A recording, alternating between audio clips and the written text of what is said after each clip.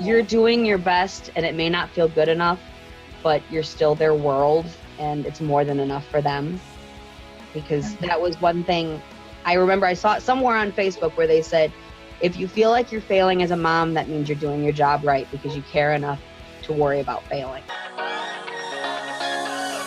Hey guys, happy Wednesday. Thanks for joining me at this episode of Mom Talks with Christa. I hope you're having a great week so far. So this week, I wanted to replay one of our most popular episodes. I know we did something similar last week, but I was thinking our community has grown so much since some of these episodes have originally aired. So our top two, most popular, I wanted to reshare with you guys. So this episode today is all about relactating and boosting your milk supply. We had Myranda Akin on, and she talks about how she was able to produce breast milk for her adopted son.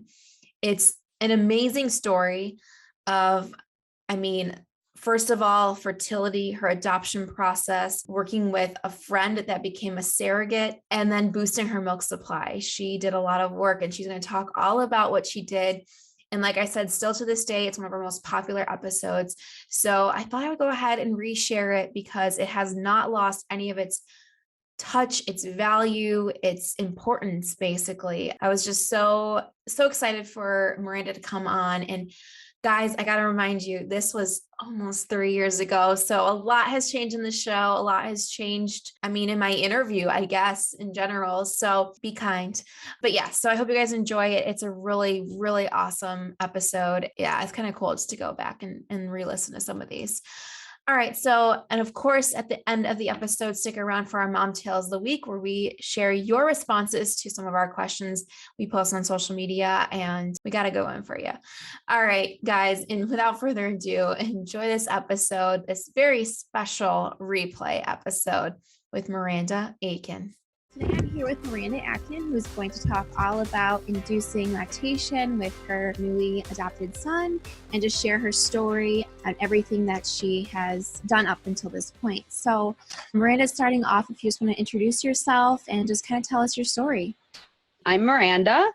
I have a beautiful 4-year-old daughter and a very new, almost 1-month-old son. I have been married to my husband for 7 years. We had to do infertility treatments to have my daughter. We did infertility treatments almost exactly a year ago, and that failed. So we dropped about $15,000 on infertility treatments that failed. And then we got into the adoption process. And it's got us where we are. So you started your induced lactation. You started that process months ahead of time to kind of get ready for it. What was your process and how did you do that? I followed the Newman-Goldfarb method. We start with birth control to mimic pregnancy for quite a few months. And they say that anywhere from 6 weeks on up, stop the birth control. And along with the birth control, you should be taking some form of hormone lactation inducing something, either the Reglan or Dompradone. I chose Dompradone. To go into that a little bit, Reglan kind of crosses the mental barrier a little bit more. So if you're suffering from anxiety or depression, it's more likely to amplify those. So I chose Dompradone and was on that until about 13 weeks before I was born. Got off the birth control, upped my dose of Dompradone, added in a few herbs like goat's rue, blessed thistle, all that stuff, and started pumping every 2 hours for 30 minutes. And continued that up until the day he was born. And then as soon as he was born, latched him on, and that was that. Wow, that's so amazing. I think it's something that many women need to hear, that it's a process and that it can be done. And I think that's so cool that you knew you had a goal and you just did it. I never got a full supply. I'm making about half of what he needs now. The birth mom pumps for me and gives me some of her milk. So I supplement. This is my system here. This is called a lactate. It's a SNS, or supplementary nursing system. And it's got a straw here that goes into the breast milk, and then a small tube here that leads in to his mouth. And then he's sucking on my breast. He's sucking the breast milk from the tube as well as from what he gets from my breast. So then he's not getting nipple confusion either by switching to the bottle. He's always on you. Exactly.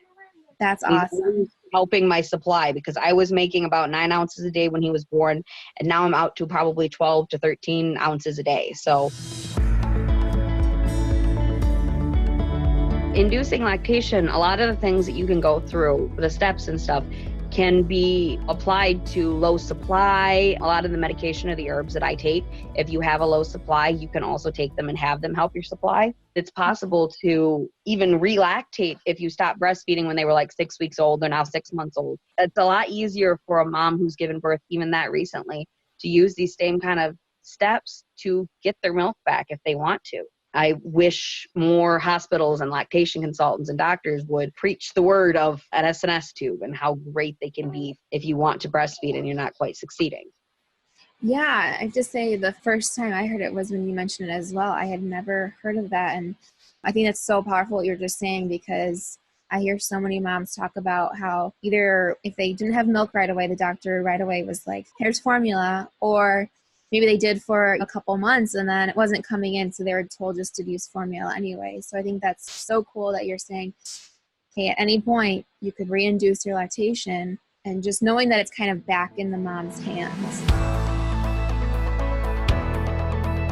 Probably helps too that his birth mother, you said, lives close by, or you have a good relationship with her, that she pumps for you as well. So do you think that helps too, that he's still getting breast milk as well? Oh, for sure. The first couple days he was born, we didn't see her for a few days, and she was just stocking up breast milk for me, and he hadn't pooped in a few days because my milk, I don't have the colostrum, and the colostrum is a natural laxative. So I didn't have all of that in it. So as soon as I went over and got that, and the first feed, it was like within an hour and a half later, here he goes, a couple days worth of poop. Woohoo! But it's been great having her milk, because it's been age appropriate milk that I'm able to give him up until now, where it doesn't matter as much and I'm taking in other donors. You mentioned now you have another donor. I know you can go through milk banks as well. Is that something you've done before, or you got a recommendation from someone? This one was a friend of a friend. A friend of mine used her for her own daughter before she turned 1.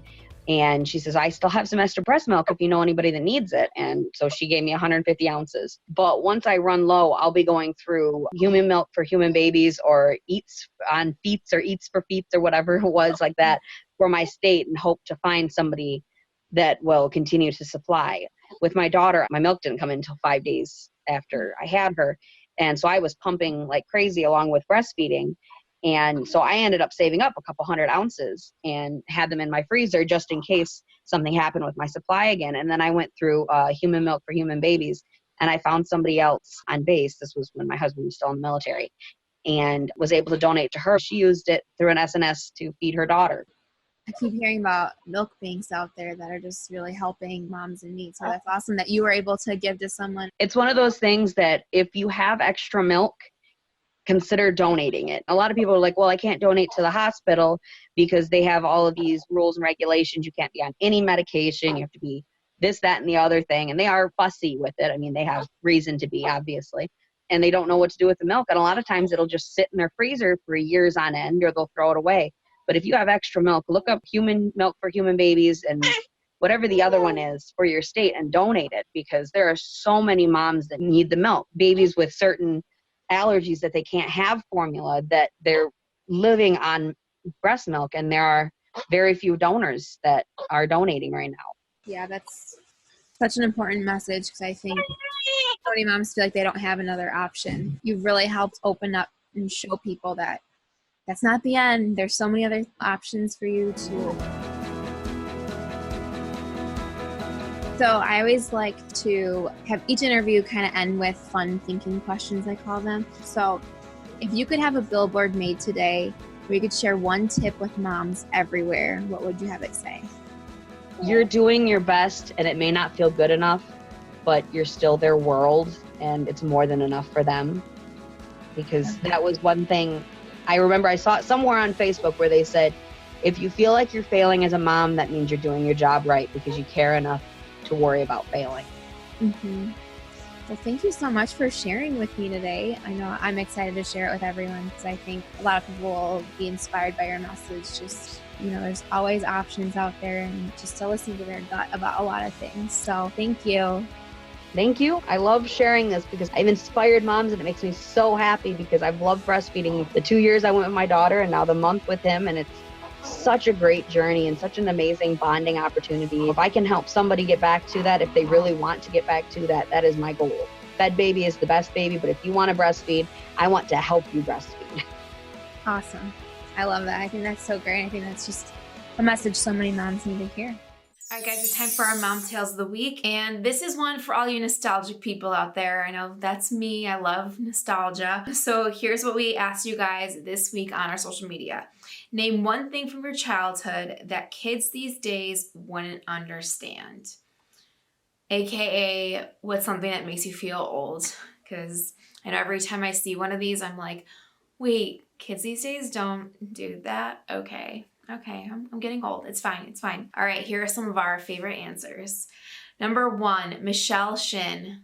Waiting forever for the VHS tape to rewind because somebody forgot to do it right after finishing the movie the last time. Oh my gosh, Be Kind, Rewind. Don't you remember? Kids these days won't know Blockbuster. The thrill of going to Blockbuster on a Friday night with your family or your friends and picking a movie. And it was so much fun. Now you just turn on the TV and you can pretty much get whatever movie you want. They'll never understand. Okay, number 2, Taylor Milberg. Having to hurry and run to the bathroom or the kitchen during a commercial break because you couldn't pause or rewind the TV. Yes, oh my gosh, I remember this so much. I forgot about that until reading this. You would hold it if you had to go to the bathroom until the commercial break, and that was your time to run.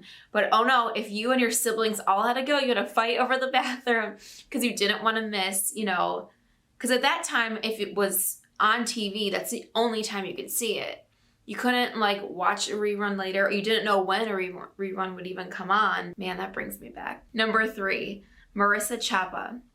Having to wait for a specific time of the week to watch my favorite show. I had to be home every Sunday at 7 p.m. to see the new Simpsons because if you missed it, then good luck catching it again. Now you can see it anytime, any day, as many times as you want. Yes, that was kind of what I was just talking about, how if you were watching a show, that was your one time to watch it. You didn't know that years down the line it would be on Netflix or whatever. So I remember when I would watch Sabrina the Teenage Witch, I would have to watch it at 4 p.m. to watch the new episode. And if it was a rerun, you're like, oh, okay, I didn't know it was going to be this rerun, and you never really knew what you were going to get. But if you had a show, you had to watch it at that time. Man, kids are really missing out. Number 4, Kelsey Littner. I'm going to try and raise my kids similar to how I was raised, but my stepbrother never played outside. He only played outside on the computer or watched TV. That won't be my kids. They're going to play with chalk and have a jump rope. They're going to know the pain of getting a Razor scooter to the ankle. I don't care if they play video games, but they're going to play outside too. Hey, that's a great point. I was just talking to someone about this. When we grew up, we were always outside, always outside. I mean, summers especially, but even in the winter, we were out there for hours. I remember building castles and building castles. That's not what you call them. Igloos. Whatever. We were building snow castles, igloos, and we were out there all day long. I remember going in until staying outside until your hands were numb, going in, getting hot chocolate. We were outside so much more. And now I don't see kids outside near as much. I do sometimes, of course, in certain areas, but not as much as you used to. In my neighborhood, I maybe see a couple kids outside. Yeah, so get your kids outside. Let's get outside. Number 5, Stephanie Nicole. Waiting for your favorite song to come on the radio so you could record it on a cassette tape. Oh my gosh, this brings me back. I had my boombox. I was trying to think of what it was called, a boombox, and I had blank cassette tapes. And when they would play my favorite song, I would record them and make my own little mixtape. And sometimes I'd get part of a commercial on there, and they'd be talking about the weather or something. And I was like, it's fine, but no, the next song's gonna be really good. And I would just record over until I got sick of it. That'd be really fun to find that. I probably got rid of my boombox, but Oh my gosh. And now we can literally just play any song we want. Number 6, Chanel Schultzkamp. Playing outside until the street light came on. Yes. I didn't have this rule in my house because we lived on a cul-de-sac. So as long as we stayed like around the court, we could pretty much stay out for a while. But I do know some kids that live further that when the streetlight came on, they had to go home. I think my parents, the streetlight came on, they had to go home. But I totally remember this. I mean, we were out all times of the night. Like, you could not get us inside in the summer. Like night games, all that good stuff. All right, number 7, Daniela Tinoco. That's a fun last name. All right, having to wait for your pictures to develop only to see you blink. Oh wait, this is so good. I remember finding a camera, and this is when Polaroids are they? No, not Polaroids. What are those even called? I don't know, old-fashioned camera? Disposable, there we go. I had a disposable like from the summer, and I went to take it in. I was like, I'm so excited. There's gonna be amazing pictures. And it was like when they were still, you know, out and stuff. It was before like digital cameras. And I think I had like 2 good pictures. Like they were all like blurry or someone was blinking, but it added a little bit to the time. Like it was kind of cool. Like some of those pictures now are like so meaningful to me because like, yeah, part of it might be gone and it might be a little fuzzy, but it shows the time and it's cool. It's cool. It's cool. Okay, number 8, Wanda Tansey. Waiting for internet to dial up. Also, everybody being in on the conversation with no phone privacy. Okay, wow. So those are 2 big things. Okay, first up, waiting for the internet to dial up. Yes. I literally remember we had our like family computer that you could like log on to like AIM and and sometimes it would not dial up. You know, you'd keep hearing the dial up and be like, come on, who else is on the internet? Like, you know, at that time we only had the 1, maybe 2 computers that could go on the internet. Yeah, and then everybody being in the conversation with no privacy. Yeah, that's when people would call and say like, hi, can I talk to Christa? And so you'd go on the phone upstairs. Like that's when we had the cordless phone. We had 1 cordless and 1 with a cord. And so if you were on the phone upstairs, someone could come in and be like, Christa, I need the phone. Get off the phone. You know, it was so much fun. Just really a good memory. But yeah, so like, and you know, if you had like a crush on a boy and they called your house, they'd be like, can I talk to Christa? And then it was like, oh, who called you? Who was that? You know, maybe that's good. Maybe that's good. You know what? I think we should encourage to know who our kids are talking to on the phone. Yes, of course. Let's encourage that. Okay. Number 9, Celeste Sickles. YouTube to MP3 converter. Oh, she lists a lot. Okay, maybe I should break these up and go one at a time. YouTube to MP3 converter. Yes, that was a little bit later. That was more my probably college years. When I found out I could do that, I was like, I can do what? I can turn these funny YouTube videos. I did a lot of like skits. I did like SNL like skits to MP3 so that I could listen to them when I ran. I would burn them onto CDs, of course, because I didn't have like an iPod. I'd burn them onto a CD or for my car drives. Loved that. Snow days. I think kids still get snow days. I mean, correct me if I'm wrong, but I think kids still get snow days unless she's talking about, you know, since 2020. I know more kids have access to doing school at home, which, man, I'm sorry, that sucks. That, you know, there was something so cool about having a snow day. You know, you'd either play out in the snow all day or you just watch Christmas movies. I remember one time going out to breakfast with my family and then we went to the mall. So I don't know how bad of a snow day it was, but we still did that. So yeah, I wonder if kids now just can log onto their computer and do school from home. Because if so, I mean, you know, let's bring the snow days back. She says burning a CD, which I kind of just talked about. YouTube to MP3, and then I would burn a CD. But I burnt CDs all the time. That was probably high school. You know, if you like really liked someone, you'd burn a CD for them. Your best friends. We all had like CD mixes. with our friend group and stuff like that. It was kind of fun. And silly bands. Okay, are silly bands the things that they're like shaped like an animal and then you put them on and it's a bracelet? I'm going to look that up.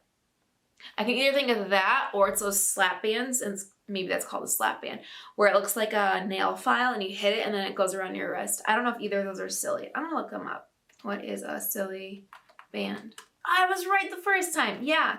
So they're like these little animals. Okay, for people that are watching, I'll show you. It's these. It's little animals that turn into a bracelet. I don't think I had these. I think these were too young for me. I mean, I don't know what year they came out, but I never had them. That was so fun. That was like a really fun trip down memory lane. I want to do this like every week, but I know we can't. You guys would get bored of it. So maybe we'll do it again in the future. But thanks everyone that submitted their responses this week. I always have so much fun reading these. Yeah, and we'll have a new question for you guys next week. So check out our social media. We do it on our Instagram, Facebook, and in our Facebook group to get your take on motherhood. And yeah, thanks for watching this episode, and I'll see you next week. Hey guys, if you found this or any episode of Mom Talks with Christa helpful, please like, comment, subscribe, and of course, share it with your friends. We release new videos every single Wednesday, and our new podcast is out every single Thursday. So lots of different ways you can catch us. And of course, if you're not following us on our socials, go ahead and follow us there. We've got tons of new content for you every single day. And finally, if you're watching this and doubting yourself, you're doing a great job. So thanks so much for watching, and I'll see you next week.